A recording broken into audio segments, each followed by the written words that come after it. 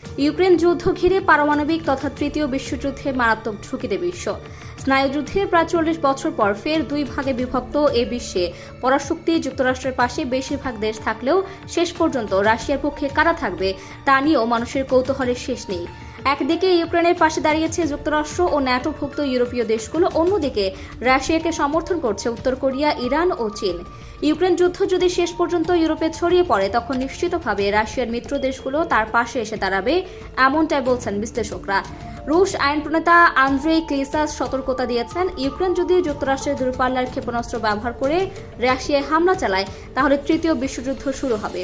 Messaging app টেলিগ্রামে তিনি লিখেছেন, পশ্চিমারা উত্তেজনা এমন পর্যায়ে নিয়ে যাওয়ার সিদ্ধান্ত নিয়েছে যেখানে সকালের মধ্যে ইউক্রেন পুরোপুরি বিধ্বস্ত হয়ে যেতে পারে।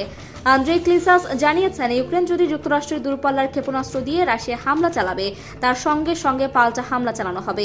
এক্ষেত্রে কোনো দেরি করা হবে না। তিনি বলেছেন, তৃতীয় বিশ্বযুদ্ধ শুরু হওয়ার ক্ষেত্রে এটি বড় ধাপ। জার্মানিরা এরই মধ্যে স্পষ্ট বলে দিয়েছে যে যুদ্ধ ছড়িয়ে পড়লে তার দেশ ন্যাটো সেনাদের একটি মঞ্চে পরিণত হবে। ইউরোপের অনেক দেশ যুক্তরাষ্ট্রের পাশে থাকতে এরই মধ্যে যুদ্ধের প্রস্তুতি শুরু করেছে। সেক্ষেত্রে রাশিয়ার মিত্র দেশগুলো তাদের পাশে থাকার জন্য প্রস্তুত।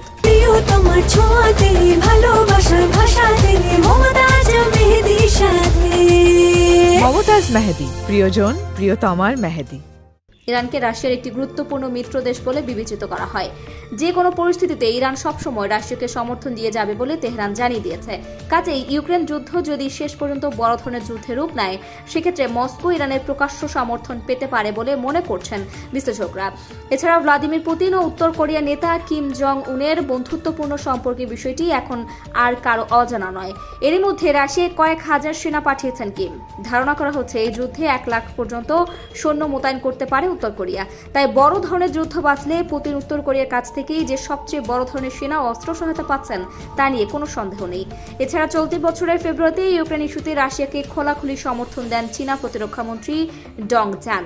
তিনি জানান, যুক্তরাষ্ট্র ও ইউরোপীয় ইউনিয়ন চীনের উপর চাপ অব্যাহত রাখলেও তারা ইউক্রেন ইস্যুতে পুতিনকে সমর্থন করেছেন। পশ্চিমা হুমকি ও নিষেধাজ্ঞার মুখেও বেইজিং এই অবস্থান বদলাবে না।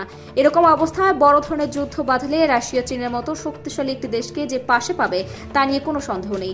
একসময় সোভিয়েত ইউনিয়নের অংশ থাকা আর্মেনিয়া, কাজাখস্তান, তাজিকিস্তান ও বেলারুশের সমর্থন পাচ্ছেন পুতিন।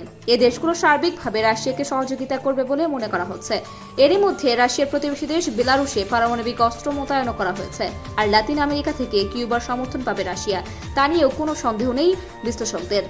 বিশ্ব সংবাদ, অপরাজয়া।